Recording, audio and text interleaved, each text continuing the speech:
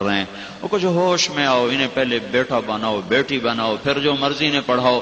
اگر انہیں ایسے ہی پڑھاتے گئے تو سب سے پہلے تمہارے گریبان کو آئیں گے، تمہاری راتیں لمبی ہو جائیں گی، تمہارے دن کٹنے کو نہیں آئیں گے، پھر کونوں میں بیٹھ کے روو گے کہ یہ ہم نے کیا کیا۔ شادیاں کرو گے بیٹیوں کی اور پھر بیٹھ کے روو گے کہ یہ کیا ہو گیا۔ اس لیے کہ جب تک اخلاق نہیں سکھائے جاتے اور جب تک ایمان عمل تقوی نہیں سکھایا جاتا، پیسے پر نہ زندگی بنی ہے، نہ بن سکتی ہے، نہ بنے گی۔ دولت اور شہرت پر، سونے اور چاندی پر، ہیرے جواہرات پر نہ پہلے کوئی زندگی خوشگوار گزار سکا، نہ آج کوئی گزار رہا ہے، نہ آئندہ کوئی گزارے گا۔ ہمیشہ اللہ کے محبوب کی پاکیزہ زندگی ہے جس پر دنیا بھی بنتی ہے، آخرت بھی بنتی ہے۔ تو دنیا اور آخرت کے مسائل کی چابی بن کر حضرت محمد صلی اللہ تعالی علیہ وسلم تشریف لائے، عورتوں کے نبی بن کر، مردوں کے نبی بن کر، بحر و بر پر اپنی نبوت کی چھاپ لے کر آئے۔ آپ پتھر کے پاس سے گزرتے تھے، 10 سال کی عمر تھی، پتھر کہتا السلام علیکم یا رسول اللہ۔ آپ حیران ہوتے یہ پتھر کیا کہتا ہے؟ درخت کے پاس سے گزرتے، درخت کہتا السلام علیکم یا رسول اللہ۔ 4 سال کے تھے آپ، اما حلیمہ کے پاس حبشہ کے عیسائیوں کا ایک گروہ گزرا، آپ کو دیکھا، اما حلیمہ سے کہنے لگے کہ یہ بچے کی آنکھوں میں سرخ ڈورے ہیں، یہ مستقل ہیں کہ یہ وقتی ہیں؟ انہوں نے کہا مستقل ہیں۔ تو انہیں ایک دم کمر پیٹھ سے کپڑا اٹھایا تو مہر دیکھی تو وہ کہنے لگے یہ ہے وہ بچہ، یہ وہ آخری نبی ہے جس کا جہان کو انتظار ہے، یہی ہے جس کا ساری دنیا کو انتظار ہے۔ تو اما حلیمہ سے کہنے لگے یہ بچہ ہمیں دے دو، ہم حبشے لے جاتے ہیں، اس کی سیوا کریں گے، اس کی خدمت کریں گے، اس کو پالیں گے، اس کو آنکھ کا تارا بنا کے رکھیں گے۔ کہا نہیں یہ میرے پاس امانت ہے، میرا نہیں ہے۔ اور یہود کا گزر ہوا، چند دنوں بعد انہوں نے دیکھا تو یہود تو بدبخت شروع سے ہی الٹی عقل والے ہیں، تو انہوں نے جب آپ کی آنکھوں میں سرخ ڈورے دیکھے، پیٹھ سے کپڑا اٹھایا تو اما حلیمہ سے کہنے لگے کس کا بیٹا ہے؟ تو وہ ڈر گئی ان کے تیور دیکھ کر، کہنے لگی میرا بیٹا ہے۔ کہنے لگے اس کا باپ زندہ ہے؟ کہاں، وہ بکریاں چرا رہا ہے اپنے خامد گرفت۔ تو کہنے لگے اگر تو کہتی نا کہ اس کا باپ مرا ہوا ہے تو ہم اس کو یہیں قتل کر دیتے، تو اتنے بچپن سے کائنات میں ایک ہلچل تھی، پیدا ہوئے غریبوں کے گھر، یتیمی کی حالت میں، فقر کی حالت میں، کوئی عورت لینے دودھ پلانے کو تیار کوئی نہیں۔ اما حلیمہ نے بھی پہلے چھوڑ دیا تھا، اس دن مکے میں 10 بچے تھے، 10 بچے جن کو لے جانا تھا، تو 9 عورتیں آئیں اور سب نے آپ کا پتہ کیا، ساری آپ کو چھوڑ کے چلی گئیں، دوسروں کے بچے لے لیے۔ حلیمہ کی گدھی جو تھی نا اور اونٹنی دونوں بیمار تھیں، کمزور، تو یہ دیر سے پہنچی، انہوں نے بھی چھوڑ دیا۔ سارا مکہ دیکھا تو کوئی بچہ بھی نہیں ہے، تو ان کے خامد کہنے لگے حلیمہ خالی گود جانا ٹھیک نہیں لگتا، اسی یتیم کو لے لیں، چلو کوئی نہیں، خدمت ہی صحیح۔ انہوں نے چلو ٹھیک ہے، تو دوبارہ لوٹ کے آئیں، کہا اچھا دے دو، لے جاتی ہیں، یتیم ہی صحیح۔ تو حضرت آمنہ نے فرمایا ہے تو یہ یتیم پر تو اس کی برکتیں خود دیکھ لے گی، خود دیکھ لے گی، چونکہ آپ پیدائش سے عجیب و غریب تھا نا معاملہ آپ کا۔ اس وقت آپ کی دایا تھی حضرت شفا، یہ عبد الرحمن بن عوف کی والدہ ہیں جو سو دایا کا کام کر رہی تھی، شفا ان کا نام تھا۔ تو جب آپ پیدا ہوئے تو انہوں نے دیکھا کہ ناف اور آنت کٹی ہوئی، حالانکہ وہ ناف اور آنت تو جڑی ہوتی ہے، کٹی ہوئی، ختنہ پیٹ سے ہوا، اور جب باہر آئے تو ایسے جیسے کسی نے دھو دھلا کے باہر بھیجا ہو، ایک ذرا بھی گندگی کا نشان جسم پہ کوئی نہیں تھا۔ تو اس وقت سے عجیب و غریب نشانیاں ظاہر ہونا شروع ہو گئی تھیں۔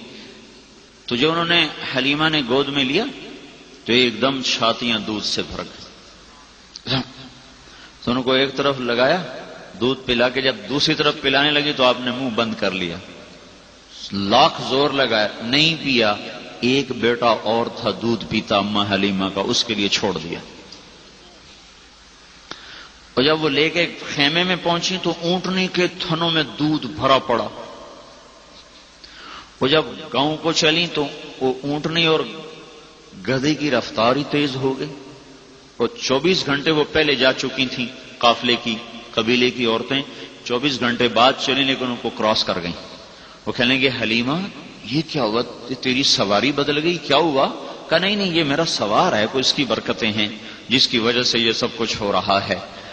جہاں اماں حلیمہ کی بکریاں چرنے جاتی تو وہ پیٹ بھر کے آتی، اوروں کی جاتی تو خشک آتی، وہ جہاں منہ مارتے اللہ وہاں سبزہ اگا دیتا تھا۔ تو اس فقر میں اللہ تعالیٰ نے عجیب و غریب نظام چلایا اور ساری دنیا میں ایک ہلچل مچا دی، ساری دنیا کا باطل بت زمین پہ جا گرے، آتش کدہ کی آگ 1000 سال سے جل رہی تھی وہ بجھ گئی، اور ساری دنیا کے بادشاہوں کے تخت اوندھے ہو گئے، اور ساری کائنات میں ایک عجیب و غریب بتوں سے آوازیں آنے لگی، ہمارا زمانہ چلا گیا، ہمارا زمانہ چلا گیا۔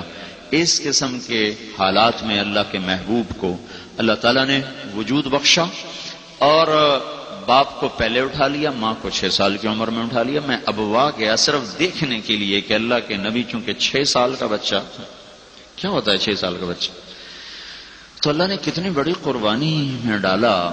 جنگل میں ماں مری، جنگل میں 1 مہینہ رہی اپنے ننہال اپنے پیکے میں، اور اس کے بعد مکے آئیں۔ تو اب میں یہ سوچتا ہوں کبھی کبھی کہ اللہ تعالیٰ 4 دن اور لیٹ کر دیتا تو وہیں مر جاتی، تو سنبھالنے کے لیے نانا نانی ہوتے، اور اگر 4 دن پہلے چل پڑتی تو مکے پہنچ جاتی تو وہاں مر جاتی تو دادا دادی سنبھالتے۔ بیچ جنگل میں مارا۔ ابوا ایک چھوٹی سی بستی، اب بھی ایک چھوٹی سی بستی ہے، اس سے پیچھے 1 کلومیٹر 2 کلومیٹر پھر پہاڑوں میں جانا پڑتا ہے الٹے ہاتھ۔ ان پہاڑوں میں کوئی جاننے والا ہو تو پہنچا سکتا ہے، ویسے کوئی ایک چھوٹی سی اونچائی پر حضرت آمنہ کی قبر ہے، اور چھوٹے چھوٹے کالے پہاڑ، پانی کا قطرہ نہیں، درخت کا پتہ نہیں، بالکل ویرانے میں 3 افراد ہیں قافلے کے، ام ایمن وہ بھی عورت، اما آمنہ اور حضور پاک صلی اللہ تعالی علیہ وسلم، اور آپ اپنی ماں کے سرانے بیٹھے ایسے دیکھ رہے اور آپ دم توڑ رہی ہیں۔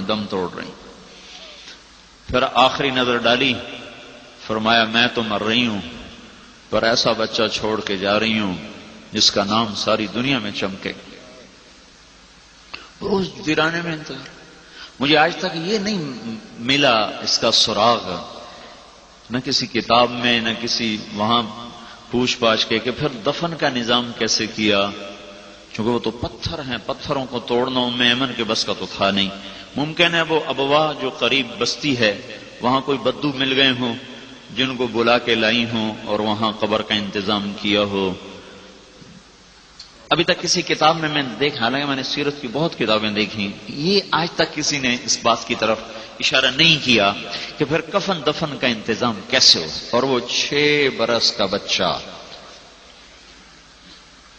باپ بھی گیا ماں بھی گئی، رہبر عالم، ہادی عالم، حبیب اللہ ہے، حبیب سب سے محبوب ہستی۔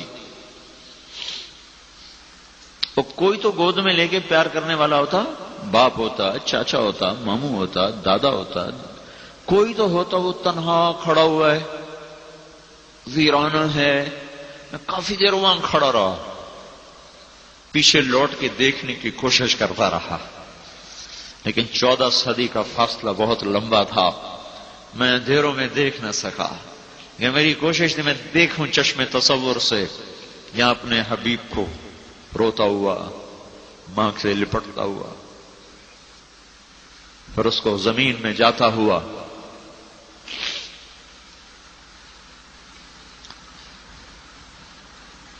آگے 3 دن کا سفر تھا، باندی کے ساتھ ام ایمن کے ساتھ طے فرمایا، روتے روتے سارا سفر ہوا۔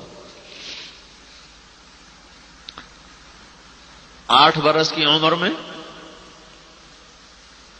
دادا کو اٹھا لیا، بالکل ہی فارغ کر دیا، ہر سہارا واپس لے لیا۔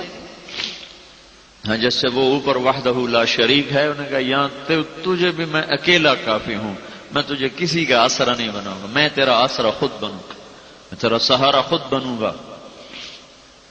اس لیے ہمارے نبی نے فرمایا تم پر کوئی دکھ پڑے تو میرے دکھ یاد کرنا، تمہیں اپنے دکھ بھول جائیں گے، میرے غم یاد کرنا، تمہیں اپنے غم بھول جائیں گے۔ ساری زندگی گزار دی دکھوں میں گزار دی، نبوت کیا ملی، رونے کے دروازے کھل گئے، تڑپنے کے دروازے